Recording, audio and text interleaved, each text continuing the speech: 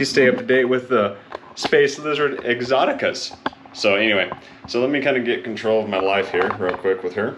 Put my camera back. My GoPro finally got fixed, and it just broke because I dropped it. Hey everyone, and welcome back to Space Lizard Exotics. Super stoked to be doing this wonderful video for all of you wonderful, amazing, glorious humans. Well, we have a lot of things to do today, including take out the green tree pythons and talk about some cool things about green tree pythons. You know who it is, Hella and all those little green creatures that we have here. Anyway, hey, if this is your first time, welcome to the channel, by the way. Hope you enjoy the videos that you've been seeing if you've been visiting. Super cool. I've been having a rad time. If you haven't yet, hit that subscribe button. That way you get to stay up to date with all the amazing, glorious videos. You know how it goes. So, well, without further ado, I got some shit to get going. Let's get cracking. Hope you all have a wonderful day, and let's get these chondros out. Let's get cracking today. Oh my goodness, let's go. All right, everyone. So, as you know, you've been watching the channel, you've been potentially getting more familiar with the reptiles I have, the green tree pythons, the emerald tree boas, the Asian water monitor, the swamp puppies, my dwarf caimans. I love them. They're my little awesome little creatures. Anyway, but I get asked a lot, especially with chondros, which are my green tree pythons. Arboreal, amazing, cool, awesome snakes. Anyway, I get asked this a lot personally, even just, you know, with friends, or like, hey man, are those mean snakes? Are they irritable? Are they snappy? Are they... I heard you can't handle them. I heard that they're very hard to get out of their enclosure. Well, let's clear a few things up about all these myths, okay? Myths versus some facts. Now, reptiles can be, you know, sometimes difficult to pinpoint behaviors, right? Most commonly, you kind of get it down to where it's like, all right, man, these are pretty chill. These sometimes could be heads. Realistically, let's talk about this right now. See this beautiful, amazing, love of my life right here? My beautiful little chondro. Yes, this is my little baby girl. So this is Hella. So she is, in my personal opinion, let's just say it. I know a lot of people always say, like, I have an ambassador animal. This is my ambassador animal. We're just gonna dedicate this. Ambassador green tree python. Mine isn't, never mind, I'm not gonna go there. Mine isn't. Anyway, so check this out. She's awesome. So when we talk about green tree pythons, let's get into when they are sometimes defensive inside their enclosure, which is true sometimes. I do have my emerald tree boa. If I open it, try to get him out, super defensive. It's kind of like, yo, like, who are you? What are you doing? Like, don't be, no. This is my land, my land. Then I get him out and he's like, it's not my land no more. It's somebody else's, I guess. I don't know. But I get him out, act like a tree, super cool. What we're going to talk about is, are they all nippy little? Well, not really. Most of that comes from, honestly, when most chondros were wild caught, okay? So wild caught chondros out in the wild, already used to being not really around humans, not a lot of social interactions with humans. Everything is basically like eat, feed, you know, get things done that day wherever they're at. So like any wild animal or any wild caught, it's gonna have more just of that wild instinct, not really on the, like, I'm trying to walk down the path of tameability, you know, not gonna be as tame. So, or sometimes are completely untamable too. Most of the time, I'd say, you know, captive bred chondro is super cool. Now, I don't know if she was a captive bred. I just, to be quite honest with you, I did luck out with Hella. She's phenomenal snake. But with her, when I get her out, right now she's not really wrapped all the way underneath her perch right now, which green tree pythons, just throwing this out there, guys, quick little tidbit, little side note of the three things we're going to be mainly covering today with chondros, is that chondros sometimes are a big pain in the to get off their perches. Just be calm with them, just be patient and calm, and just kind of work with them. Now, in this case particularly, she's not completely wrapped around her bottom of her perch, which makes it a lot more easier for me to technically get her off of her perch, which is super nice. So I'm gonna show you how I kind of do that in just a second. But with her personally, she's super cool. Never really had any issues with her particularly. She's not a snappy snake at all. She's kind of wondering maybe what's going on. She's like, whoa, what's up, Dad? What's going on? So I just kind of usually, you know, go under here like this with her, you know, make sure she's, you know, what you doing, mamas? Hey, wanna come out and say hi? Usually I do both two hands, but right now I'm holding the camera for you amazing people.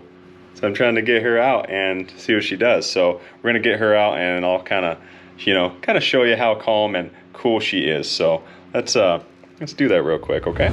So chondros, as soon as you get them out, Usually pretty chill. Like I said, she's my little ambassador lady. So super amazing chondro, beautiful, gorgeous gal. She's an Aru type. So Arus, like I've kind of talked about in my previous videos too, if you have been watching. If not, well, you should. They should be watching. They should be watching all the videos. All right, so as we were kind of talking about captive bred snakes versus wild caught, right? So I really don't know if what she is, to be quite honest with you. I got her shipped to me. They didn't really tell me where she came from. They just told me the type of snake, which I was really stoked about because I was looking for an Aru at that time. And I lucked out because she's beautiful and I love her very, very much, and she's awesome. Yes, she is. Yep.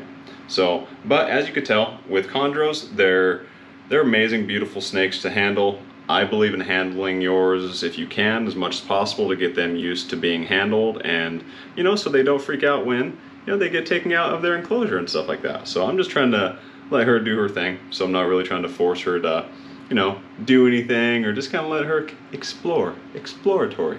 So also too with chondros, you can always kind of see me kind of moving them away from my face. Now in previous videos, if you have seen them, I've obviously kissed this snake, gotten real close to her, things like that. But you just always want to avoid bites to the face, regardless of what snake it is, how big their fangs are, anything like that.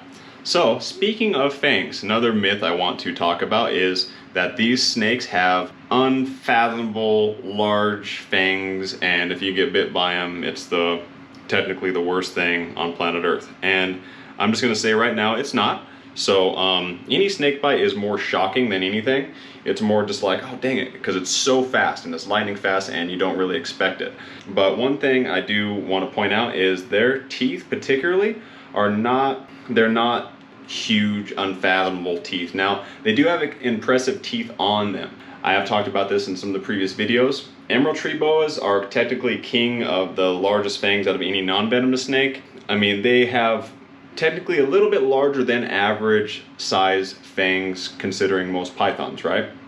But nothing to where you should be fearful or avoid handling these snakes or avoid even owning these snakes too, because these snakes, to be quite honest with you, are very, very fulfilling to handle and own. Now, they do take a little, I shouldn't say they're difficult to own or to keep or to create an environment around. It's just different than most ball pythons or any other pythons that you may keep.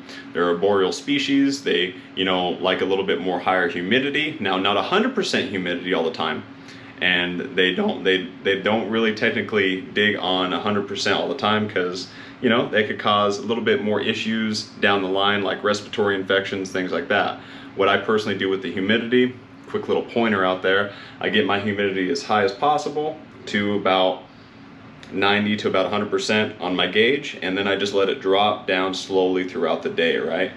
And once it does that, I'm in Colorado, so Colorado, where I'm at particularly, is a desert, so we don't have high humidity at all. So we have to supplement that with doing extra little things to help with that in their environment, including building out, let's just say, like what I've been doing with the bioactives, right? So the bioactive cultures are cool because they help keep that humidity at a very, very nice rate, which I'm going to be kind of changing some things up here soon with that. I know I always say that because we're always changing some cool things up. Another thing I do want to talk about with these amazing, beautiful snakes too, this beautiful little gal Hella right here, is that feeding. So feeding is a very interesting thing, especially with chondros, right? So feeding a chondros, I'm referring to green tree pythons, that's what they call them. They are chondros, arboreal snakes. So with chondros, they usually have a very, very fierce appetite, and they're very, very hungry.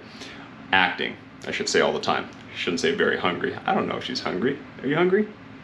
She might be a little hungry. But with them, you feed them a large enough meal to where you could see a respectfully, nice, decent lump inside their belly, right? Nothing too crazy. You don't want it to, underfeed them either. It's a very, fine balance. Now, if you give them something a little bit smaller as far as a feeder goes, they eat it, they take it down. That's a good thing because one, they ate. So that's one